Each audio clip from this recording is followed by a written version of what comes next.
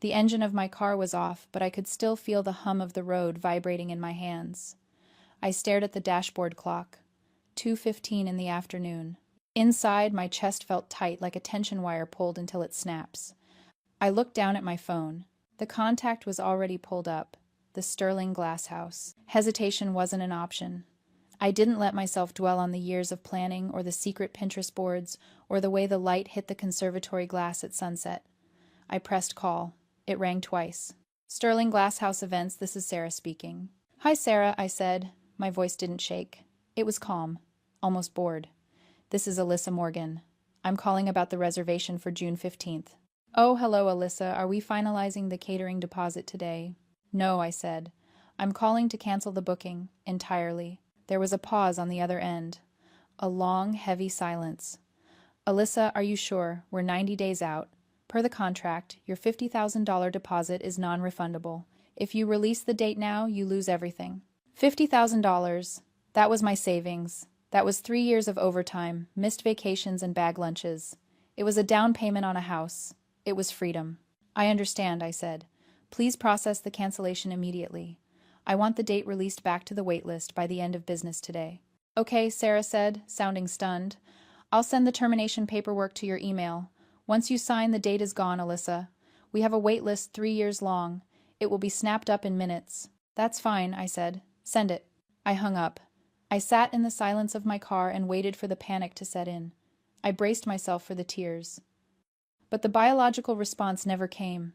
Instead, I felt something cold and sharp settle in my stomach. It wasn't regret. It was the feeling of a match being struck. I opened my email, refreshed the inbox, and saw the document. Contract termination. I signed it with my finger on the screen and hit send. Done. $50,000 gone in a heartbeat. But it wasn't a loss. It was the price of admission to a war I was finally ready to fight. Drop a comment and let me know, have you ever had to walk away from something expensive just to save your peace? I want to hear your story. My name is Alyssa Morgan, and I am 29 years old. If you looked at my family from the outside, you would see a perfectly balanced portrait. There's my mother Christina, the director, always ensuring the lighting is perfect. There's my younger sister Destiny, the star always center stage with a bouquet in her hands.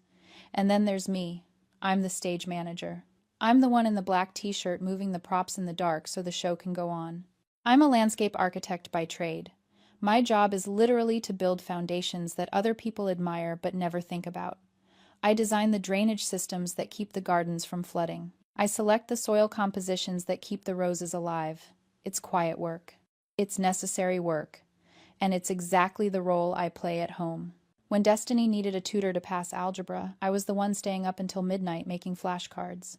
When Mom needed someone to coordinate the caterers for her anniversary party, I was the one with the clipboard. I was the fixer, the reliable one, the invisible asset. And for a long time I was okay with that. I thought being useful was the same thing as being loved. But 2 years ago I did something completely out of character. I did something selfish. I met Mark at a coffee shop on a rainy Tuesday. He wasn't flashy. He didn't demand attention. He just saw me. Really saw me. We fell in love in that quiet, steady way that feels like coming home. And 6 months into our relationship, I made a decision. I opened a savings account that nobody knew about. I started putting away every extra dollar from my freelance projects. My goal wasn't a car or a vacation. It was the Sterling Glass House. If you aren't from Charleston, you might not understand. The Sterling isn't just a wedding venue, it's a botanical cathedral. It's acres of manicured gardens, ancient oaks dripping with Spanish moss, and a conservatory made entirely of antique glass that glows like a jewel at sunset. It is the ultimate status symbol in this city. The wait list is 3 years long. Getting a Saturday in June is harder than getting into Harvard. But I knew the owner. We'd worked together on a park restoration project. So 2 years ago I called in a favor. I secured June 15th. I paid the $50,000 deposit with my own money, money I had scraped together by skipping lunches and working weekends. It was my secret, my one beautiful, extravagant dream. I wasn't even officially engaged yet, but I knew Mark was the one, and I wanted us to start our life in the most beautiful place I knew. I kept the contract in a locked drawer in my office. Sometimes, when the family demands got too loud, I would take it out just to look at it. It was proof that I had a life of my own, proof that I was building something just for me. I never thought that piece of paper would become a weapon. But that's the thing about being the invisible architect. People assume everything you build is for them to live in. Earlier this morning, I got the text, "Mom's house. Now. Emergency." I knew what that meant. In the lexicon of my family, an emergency usually meant Destiny had broken a nail or someone had looked at her the wrong way. I arrived to find Destiny weeping on the cream-colored sofa, clutching a tissue like it was a life raft. My mother, Christina, was pacing the living room, her heels clicking a frantic rhythm on the hardwood. "What happened?" I asked, setting my keys on the counter. "It's a disaster," Mom said, stopping in front of me. "Destiny's wedding planning is falling apart. The Montgomerys are threatening to pull the budget." I looked at Destiny. She sniffled her eyes, perfectly red-rimmed.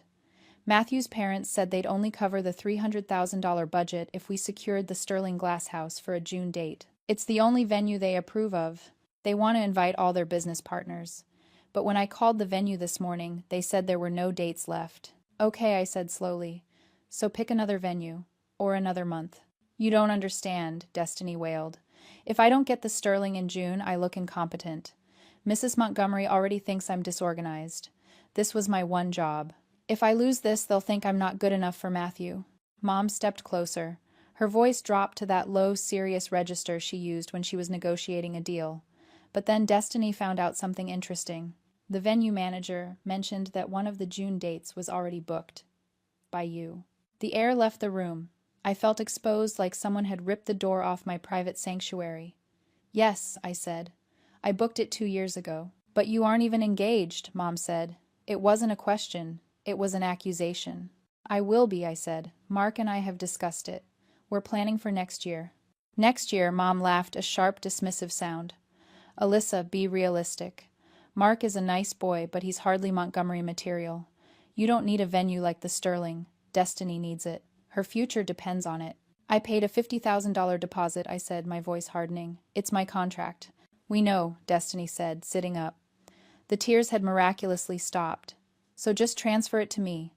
You can call them right now and change the name on the booking. Tell them it's a gift." "A gift," I repeated. "I already told Mrs. Montgomery you were giving it to me," Mom interrupted. "I told her my daughters are close and that you wanted to help your sister secure her dream. If you don't do this, you make me a liar, Alyssa, and you ruin your sister's wedding." I looked at them. Really looked at them. They didn't see my engagement as real because I didn't perform neediness the way Destiny did. I didn't panic. I didn't spiral. I just assessed the damage like it was a structural fracture. And because I was strong enough to handle disappointment, they assumed I was obligated to endure it. They were weaponizing my own competence against me. "You want me to give up my dream venue, lose $50,000, and delay my own life so Destiny can impress her in-laws?" I asked. "Don't be dramatic," Mom snapped. "You can book another date later. You're good at planning. You'll figure it out. Destiny is drowning here. Help your sister." They weren't asking. They were demanding. And for the first time in my life, I realized that my role in this family wasn't to be a member. It was to be a resource. The text came at 4 o'clock. "The Montgomerys are taking us to the Charleston Grill tonight to celebrate. Be there at 7. Don't embarrass me." I didn't want to go. Every instinct in my body screamed to run, to pack a bag and disappear. But I knew what would happen if I didn't show up. Mom would spin a story. She'd tell Matthew's parents I was jealous or difficult or unstable. She'd paint me as the villain before I even had a chance to speak. So I put on a dress, I secured my fixer mask like a hard hat, and I went. The restaurant was dimly lit and smelled of truffle oil and old money. The Montgomerys were exactly what you'd expect, polished, polite, and terrifyingly observant. Mrs. Montgomery wore pearls that probably cost more than my car. Matthew looked like a golden retriever in a suit, eager to please and completely oblivious to the shark tank he was swimming in. I sat at the far end of the table next to Mark. He squeezed my hand under the tablecloth, his thumb tracing calming circles on my palm. He knew everything. He knew about the venue, the demand, the blackmail. He was ready to fight, but I had asked him to wait. I needed to see how far they would go. To the happy couple Mr. Montgomery toasted, raising a crystal glass. And to a perfect June wedding at the Sterling. Mom beamed. She clinked her glass against Mrs. Montgomery's, with a smile that didn't quite reach her eyes. "It's going to be magical," Mom said. "Destiny has such wonderful taste. We are so lucky that everything worked out with the venue." She looked directly at me as she said it. Her eyes were hard, a silent warning. "Smile," they said. "Agree." I felt a cold knot form in my stomach. They were doing it.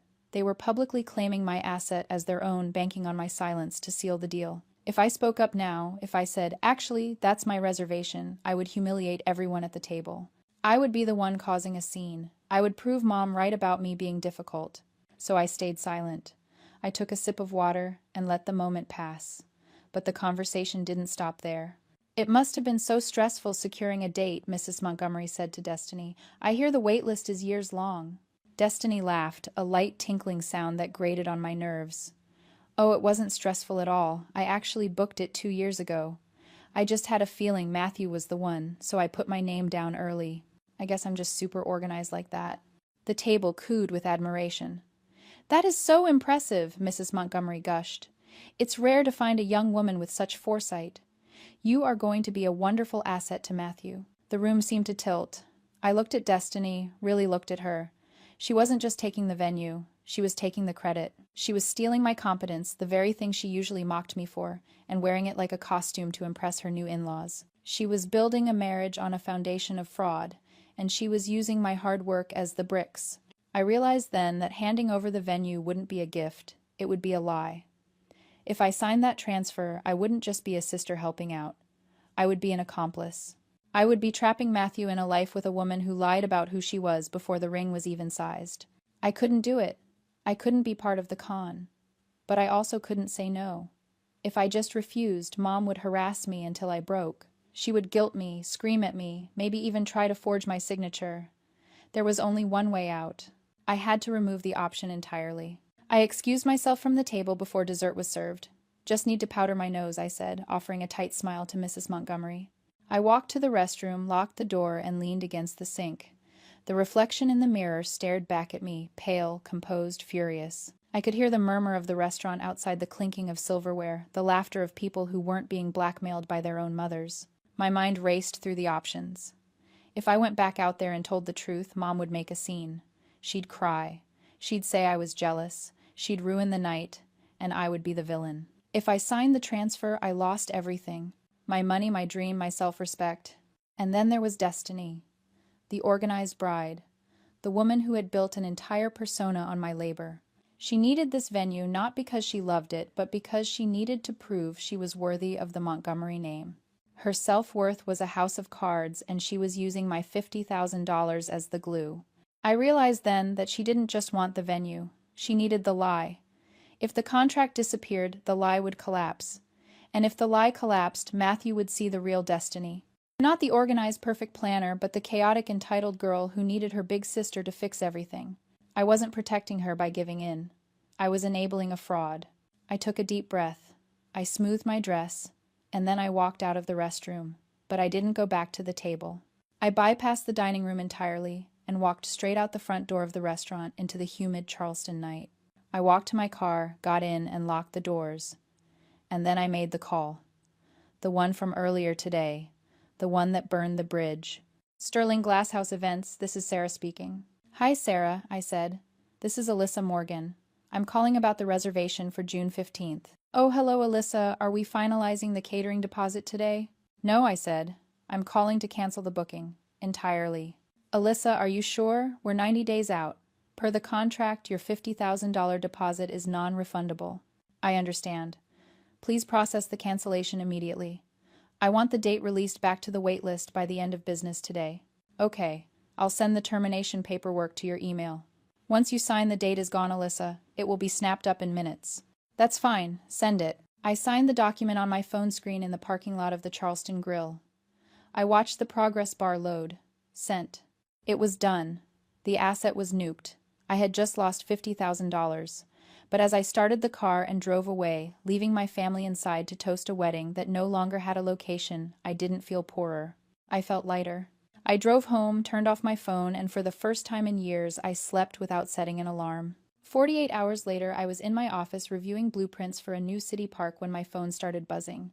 Not a single notification, but a constant frantic vibration that rattled against the desk. Mom. Destiny. Mom again. Mom. I didn't answer. I didn't need to. I knew exactly what was happening. Right now, Destiny was walking into the Sterling Glasshouse.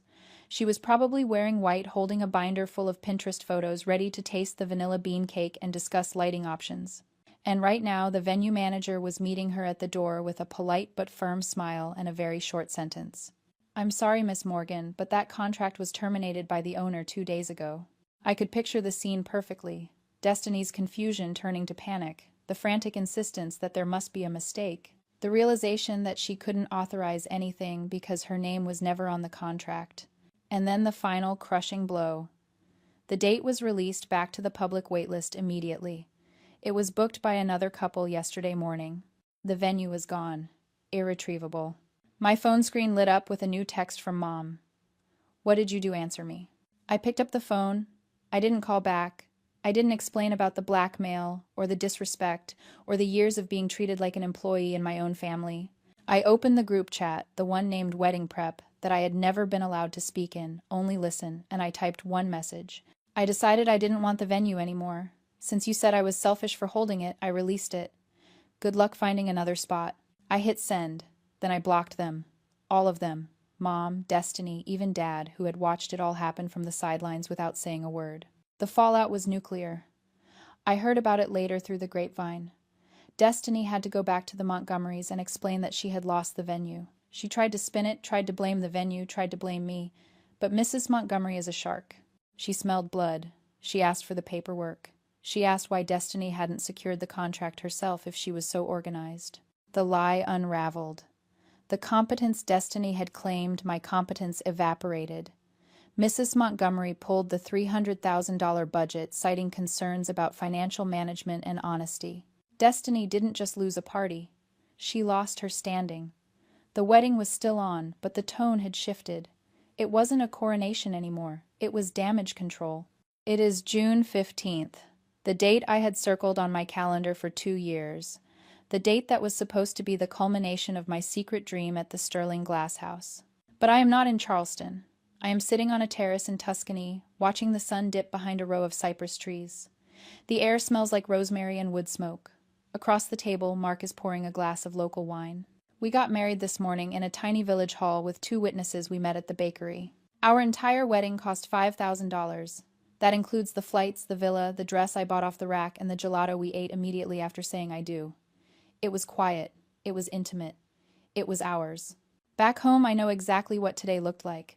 I heard through the grapevine that Destiny and Matthew got married in a hotel ballroom near the airport. It was a small affair. The Montgomerys pulled the funding for the lavish celebration after the misunderstanding with the venue came to light. The flowers were standard roses, not the rare orchids Destiny wanted. The guest list was cut in half to save face. And the tension in the room was reportedly thick enough to choke on. They are married, but the foundation is already cracked. Destiny is trying to maintain the image of the perfect wife, but her in-laws now watch her with suspicion. She got the ring, but she lost the respect. As for me, people still ask if I regret it. They ask if it hurts to think about that $50,000 vanishing into thin air. That is a lot of money. It is a down payment. It is a retirement fund. It is a year of security. But as I sit here watching my husband laugh as he tries to pronounce the name of the cheese we're eating, I realize something. I didn't lose $50,000. I spent it. I bought my freedom. I bought my way out of a lifetime of being the resource, the fixer, the doormat. I paid $50,000 to sever the cord that kept me tethered to a family that only valued me for what they could take. I paid for the right to say no and have it stick. I paid for the silence that fills my life now, a silence that isn't lonely but peaceful. Some investments don't pay dividends in cash. They pay in dignity. They pay in self-respect. And looking at the life I have now, a life that is small and quiet and entirely my own, I know it was the best money I ever spent. Sometimes the price of freedom is high, but the cost of staying is higher. If you've ever had to buy your own peace, share this story. You aren't alone.